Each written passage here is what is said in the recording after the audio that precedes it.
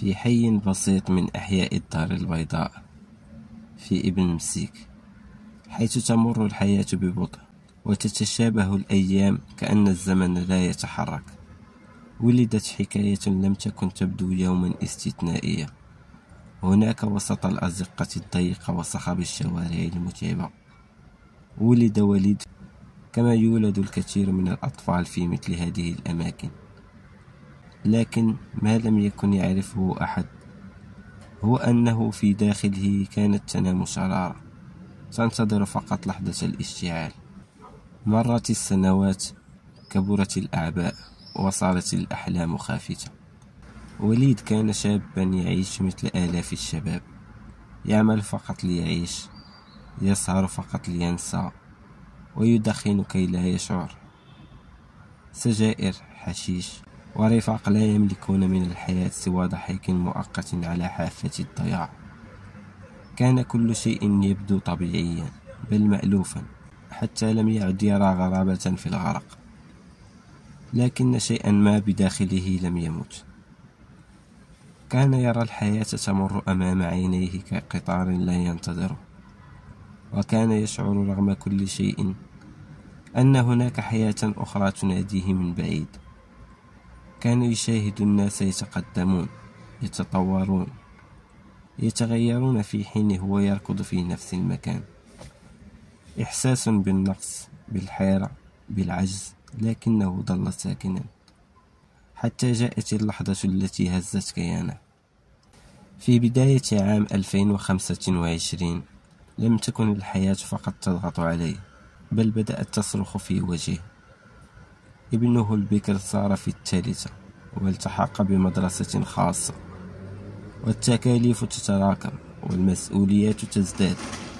لكنه لم يكن مستعدا، لم يكن جاهزا ليكون الأب الذي يريده قلبه، ولا الرجل الذي يحتاجه بيته. وفي خضم هذا الارتباك تلقى طعنة لم يتوقعها. أصدقاؤه المقربون، من شاركهم الضحك والدموع، خانوه وسرقوه. لم تكن السرقة في المال فقط، بل في الثقة، في الذكريات، في الطفولة التي عاشها معهم.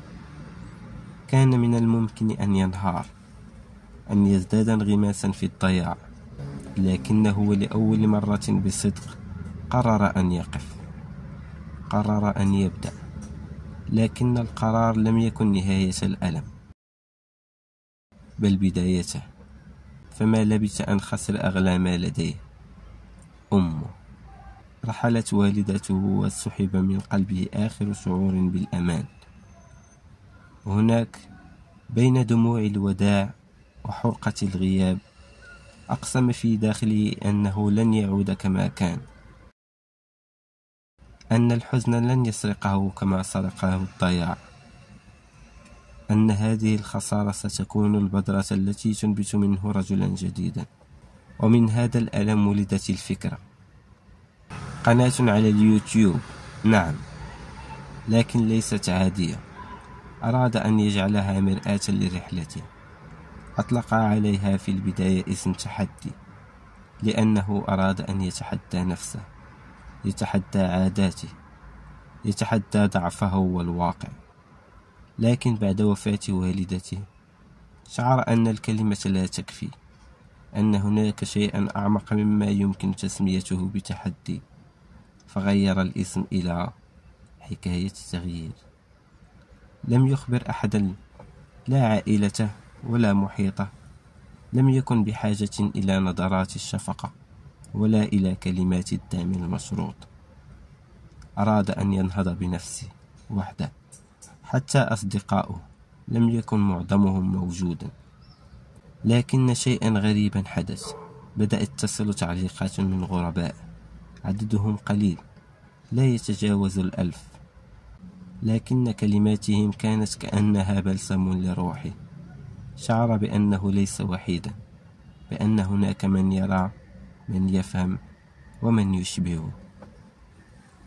اليوم لم يعد الحماس هو ما يحركه. الحماس خادع، يشتعل بسرعة وينطفئ فجأة. ما يحركه اليوم هو شيء أثقل أعمق: الانضباط، القرار اليومي بأن يصبح أفضل ولو بنسبة ضئيلة، الخطوة الصغيرة التي يبني بها مستقبله ببطء لكن بثبات. وليد لم يعد يبحث عن الشهرة بل عن الأثر. رسالته واضحة لكل من يشبهه: لن أنصحك بأن تكون متحمسا بل منضبطا، فالحماس يخونك، أما الالتزام فهو من ينقذك.